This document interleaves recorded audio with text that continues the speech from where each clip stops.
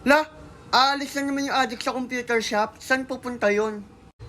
Paniguradong magtatrabaho na naman sa ibang bansa yon para maraming panlaro sa computer shop.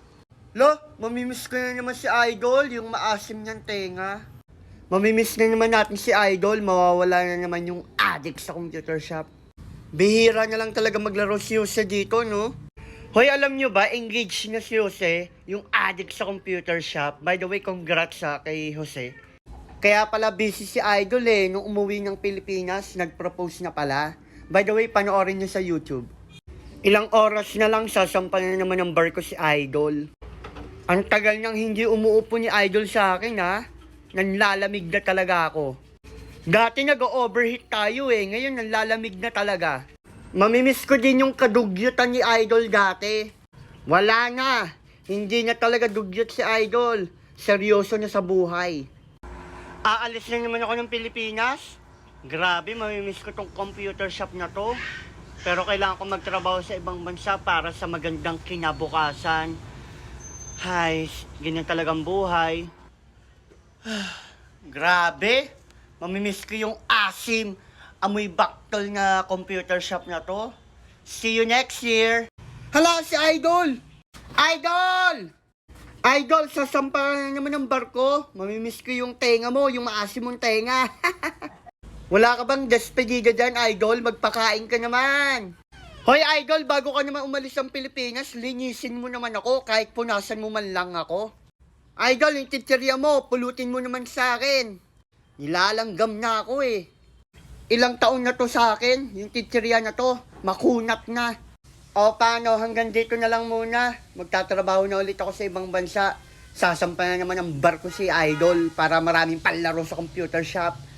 May miss ko kayo. Have a safe flight, Idol!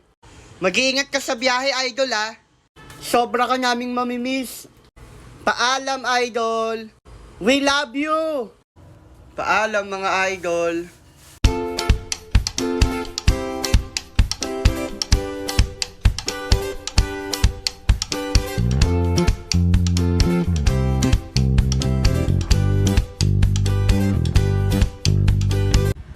At dahil tinatawag na naman ako ng karagatan, oras na para magtrabaho ulit sa ibang bansa. Ayan, nagpaalam na ako sa aking fiancé at sa aking family. At dahil kaka-engage lang naming dalawa noong May 27, 2024, oras naman para magtrabaho sa ibang bansa para makapag-ipon ng pangkasal at para sa future naming dalawa. Hoy! Ayan, hinatid na ako ng aking pamilya sa NAIA Terminal 3. Ayan, wow. Nag-grab lang kami papuntang airport kasi wala pa kami sasakyan, mag-iipon pa lang. From Imus City, Cavite to NAIA Terminal 3. And ayan, nandito na kami sa NAIA Terminal 3 and nag-iyakan kami dito. Dito sa lugar talaga ng NAIA, dito yung lugar kung saan masaya at malungkot. Pero this time, malungkot naman. Anong magagawa ko? Seaman's life, kailangan tatagan ang aking sarili. Pero ayan, huling paalam ko na sa pamilya ko dahil ako ay babiyahe na going to Amsterdam. So, na-checking ko na yung baggage ko. Ayan, nasa immigration na ako, buti nakapasa. Ayan, kung hindi ako makakapasa, nako, wala kaming pampakasal. Pero ayan, may nakakilala sa akin dito sa airport. And shoutout sa inyo. Ayan, going to Taipei, Taiwan. Kasi may stopover Yung nararamdaman ko ngayon, malungkot na masaya. Pero ayan, kailangan lumaban sa buhay. Ayan na nga, nakarating na nga ako sa Taiwan.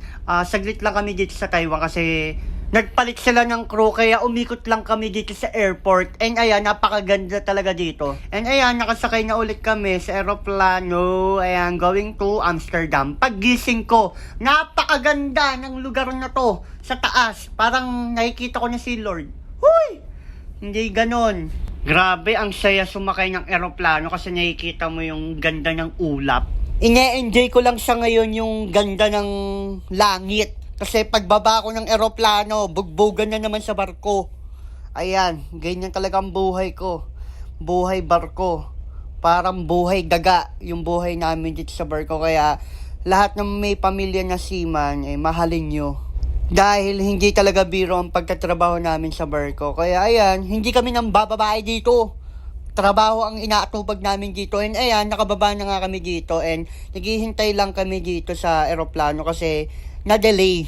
And ayan, pababa na ako. Ayan, ang airlines ko nga pala ay KLM. Wow, Royal Dutch Airlines. Ganyan, napaka-social. And ayan, nasa airport na ako. And ayan, pinikap na ako ng agent. And ayan, nasa barko na ako. Ayan, 8 months ako mabubulok dito. Ayan lang, thank you. Kala ko single si Idol. At dahil mag-a-anniversary na kami, ibibigay ko to kay Mi Amor. Ayan. Bumili ako ng dalawang secret. Etong binili ko, gustong gusto to ng jowa ko. And sa May 24 to 28, magboborakay kaming dalawa. Kaya, abang-abang. Ayan, ibibigay ko to sa aking Mi Amor.